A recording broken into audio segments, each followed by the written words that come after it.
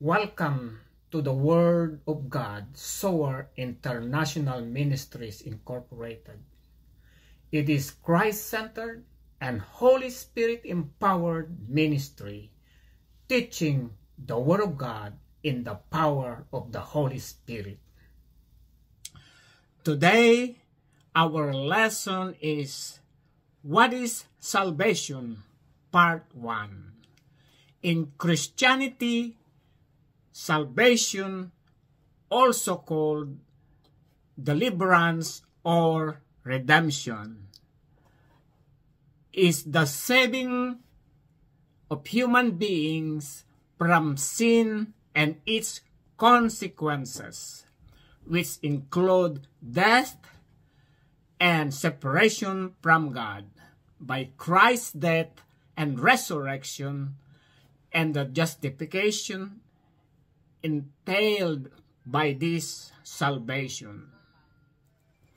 Salvation comes from the Latin word salvatio, from salva, save or save. It's the state of being saved or protected from harm or dire situation. In religion and theology, salvation generally refers to the deliverance of the soul from sin and its consequences. According to Romans chapter 6, verse 23, "For the wages of sin is death, but the gift of God is eternal life in Christ Jesus our Lord." Summary: those who give themselves to sin will die both physically and eternally, whereas Christians are assured of eternal life. Wages implies that the punishment for sin is what one has earned and what one deserves. Free gift is the opposite of something one deserves, which fits Paul's aerial emphasis on justification by grace alone, through faith alone, trusting in Jesus Christ. According to Ephesians chapter 2, verse 8 and 9, "For it is by grace you have been saved, through faith, and this is not from yourselves. It is the gift of God, not by works, so that no one can boast." Summary of this verse: our salvation is given to us by grace through faith in Jesus Christ. Salvation is a gift of God.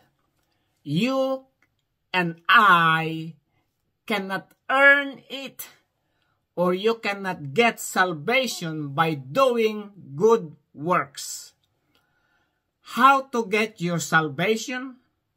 The answer: you have to repent for your sins and by faith accept Jesus Christ as your Lord, Savior, and God. Because Jesus Christ is the only one who died on the cross for our sins. Jesus Christ is the one who shed his precious sinless blood on the cross for the forgiveness of all our sins. Sa Tagalog, ano ang kaligtasan? Sa Christianity, Ang kaligtasan ay tinatawag ding pagpapalaya o pagtubos, ay ang pagliligtas ng mga tao mula sa kasalanan at ang mga bunga nito na kinabibilangan ng kamatayan at paghiwalay sa Diyos. Sa pamagitan ng kamatayan at muling pagkabuhay ni Christ at ang katwiran na kakaibat ng kaligtasang ito. Ang kaligtasan ay mula sa Latin word salvatio, mula sa salva, save, or save, ay ang kalagayan ng pagiging ligtas o protektado mula sa pinsala o isang maligim na sitwasyon. Sa relihiyon at teolohiya, ang kaligtasan ay karaniwang tumutukoy sa pagpapalaya ng kaluluwa mula sa kasalanan at sa mga kahihinatnan nito.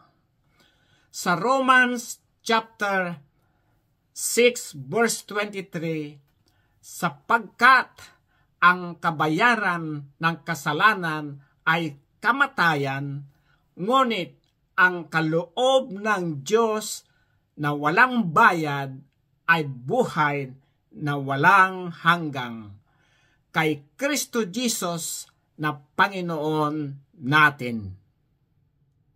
Summary: ang mga nagbibigay ng kanilang sarili sa kasalanan ay namamatay sa pisikal at walang hanggang. Samantalang ang mga Kristiyano ay nakatitiyak ng buhay walang hanggang. Ang sahod ay nagpapaliwatig na ang kaparasan ng kasalanan ay kung ano ang kinikita ng isa at kung ano ang nararapat. Ang libreng regalo ay kabaliktaran ng isang bagay na nararapat sa isang tao, na akma sa naunang pagbibigay diin ni Pablo sa pagbibigay katwiran sa pamagitan ng biyaya lamang, sa pamagitan ng pananampalataya lamang na nagtitiwala kay Jesus Christ. Sinasabi ito sa Ephesians chapter 2 verse 8 and 9, sapagkat sa biyaya'y kayo'y naligtas sa pamagitan ng pananampalataya, at ito'y hindi sa pamagitan ng iyong sarili. Ito'y kaloob ng Diyos, hindi sa pamagitan ng mga gawa, upang ang sinuman ay huwag magmalaki. Summary of this verse: ang ating kaligtasan ay ibinigay sa atin sa pamagitan ng biyaya, sa pamagitan ng pananampalataya kay Jesus Christ. Ang kaligtasan ay kaloob ng Diyos. Ikaw at ako ay hindi makakamit nito o hindi ka makakakuha ng kaligtasan sa pamagitan ng paggawa ng mabuting gawin. Paano makukuha ang iyong kaligtasan?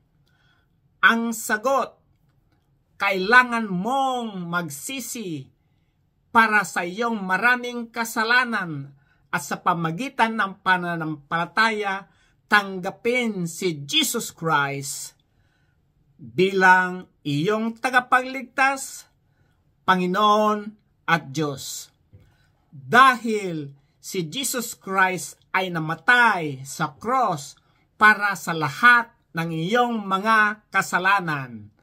Si Jesus Christ ang nagbuhos ng kanyang mahalagang walang kasalanan na dugo sa cross para sa kapatawaran ng lahat ng ating mga kasalanan. Because Jesus is the way.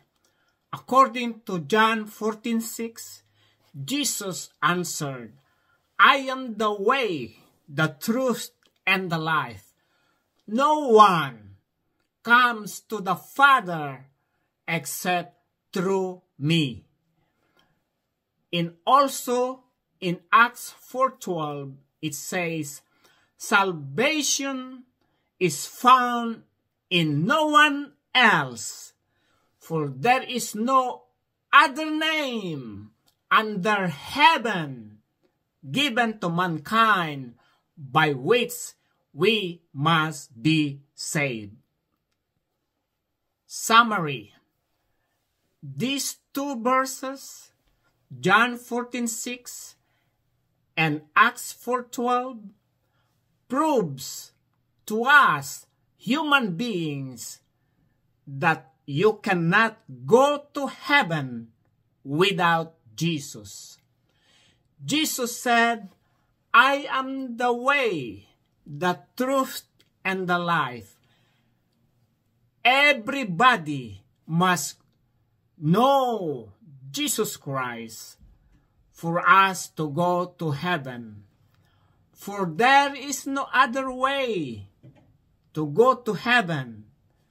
Only Jesus Christ is the true way to heaven. Because salvation is found in no one else, for there is no other name under heaven given to mankind by which we must be saved. You want to go to heaven? You must go through Jesus Christ, because only Jesus can provide access to God. Sa Tagalog, dahil si Jesus ang daan. Sinasabi sa John 14:6, sinabi sa kanya ni Jesus, ako ang daan at ang katotohanan at ang buhay. Sino man ay hindi makakarating sa Ama kundi sa pamagitan ko. Sinasabi rin sa Acts 4:12, walang kaligtasan sa kanino paman, sapagkat walang ibang pangalan sa ilalim ng langit na ibinigay sa mga tao na ating ikaligtas. Summary. Ang dalawang talata nito, ang John 14:6 and Acts 4:12, ay magpapatunay sa atin na mga tao na hindi ka makakapunta sa langit kung wala si Jesus. Sinabi ni Jesus na ako ang daan at katotohanan at ang buhay. Dapat kilala ng lahat si Jesus Christ para mapunta tayo sa langit. Walang ibang paraan para makapunta sa langit. Si Jesus Christ lamang ang tunay na daan patungo sa langit.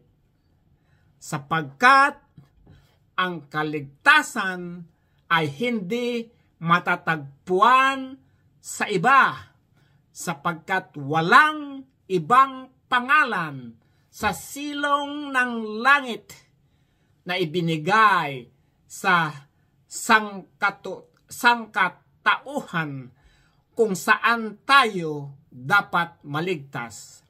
Gusto mong pumunta sa langit? Kailangan mong dumaan kay Jesus dahil tanging si Jesus lamang ang makapagbibigay ng daan sa Diyos. Jesus alone is the life who fulfills the Old Testament promises of life given by God. According to John chapter 11, verse 25 and 26, Jesus said to her, I am the resurrection and the life.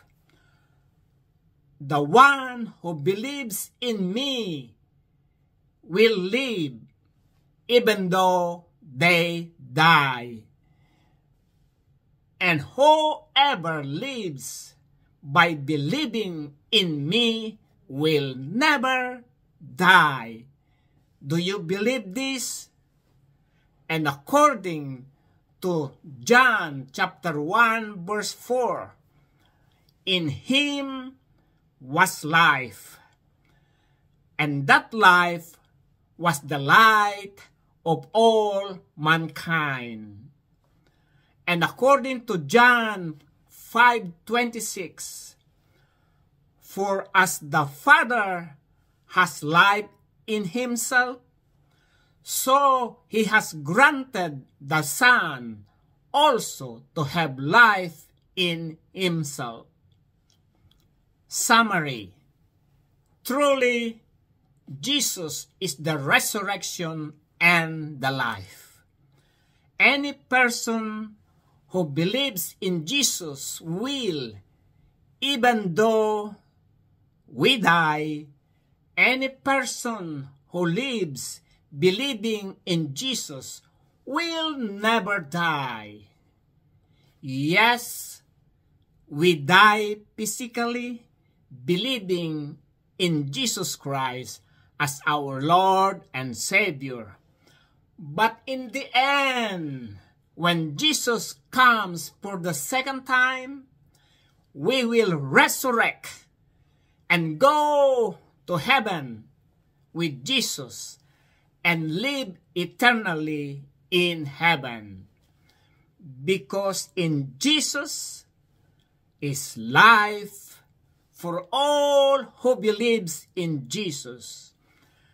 God the Father granted his Son Jesus to have life in himself. Jesus Christ has proven it by himself. Jesus died on the cross. Jesus was buried. Jesus resurrected from death to life on the third day. And then after 40 days, Jesus went back to heaven. This is the true God, Jesus Christ, that we believe in Him.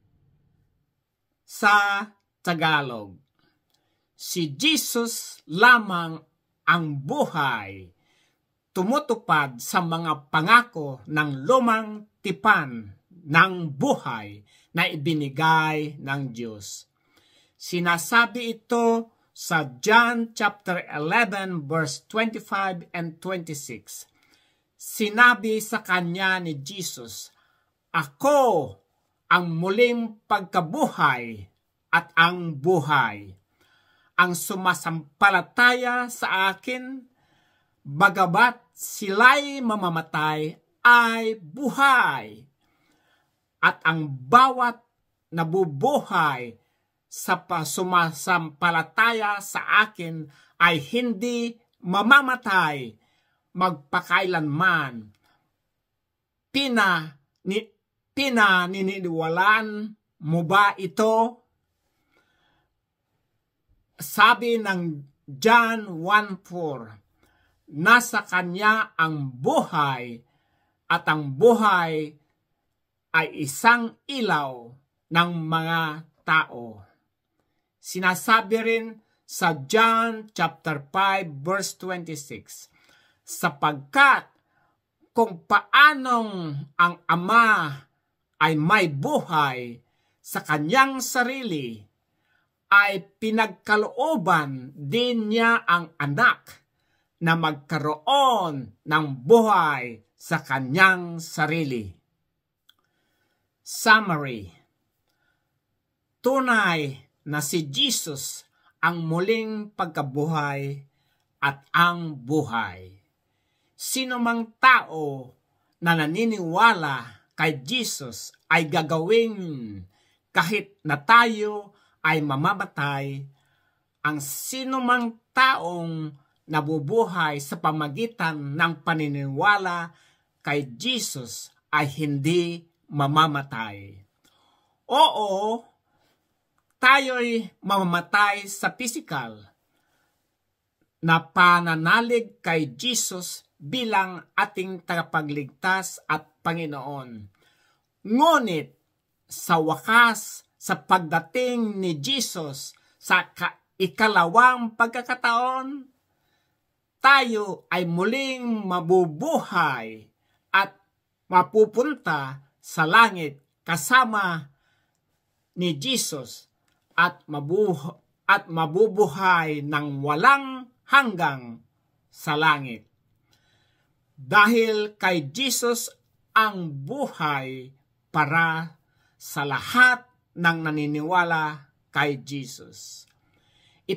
Ipinakaloob ng Diyos Ama ang kanyang anak na si Jesus na magkaroon ng buhay sa kanyang sarili. Pinatunayan ito ni Jesus Christ sa kanyang sarili.